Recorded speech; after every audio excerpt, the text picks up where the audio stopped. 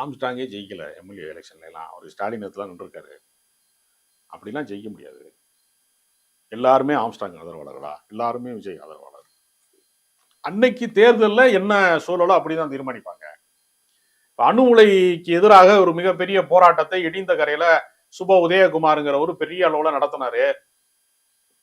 அரசாங்கத்தையே அதிர வைத்த போராட்டமாக அது இருந்துச்சு. காங்கிரஸ் கவர்மெண்ட்ல மிகப்பெரிய போராட்டம் நடந்துச்சு. தமிழ்நாடு முழுக்க ஆட்களை திரட்டி போய் அவங்க பெரிய அளவுல அதை செஞ்சாங்க. கடலுக்குள்ள இறங்கி போராட்டம் நடத்துறாங்க அவங்க. காவல்துறையை திணறடிச்சாங்க. அவர் எலெக்ஷன்ல நின்றாரு. 2000 மட்டும் தான் ஆனார். அப்ப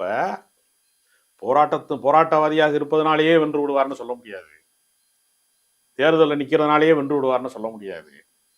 கட்சி வலிமை, கட்டமைப்பு வலிமை எல்லா கட்சிகளும் எதுக்கு நான் மகளிர் உரிமை தொகை 1000 ரூபாய் நான் 2000 ரூபாய் ஆக்குறேன்னு எதுக்கு எடப்பாடி சொல்றாரு? 2000 ரூபாய் நீ என்னையா கொடுக்குறது, நான் 2500 ரூபாய் கொடுக்குறேன்னு ஏன் விஜய் சொல்றாரு? மக்கள் எதை முடிவு செய்வார்கள்னு எப்படி தெரியும் நமக்கு? ஆம்ஸ்டாங்காக மட்டுமே ஓட்டு போடுற அளவுக்கு ஆட்கள் ரெடி ஆகிட்டாங்களான்னா ஒரு குறிப்பிட்ட சதவீதம் ஓட்டு கிடைக்கும். அப்படித்தானே தர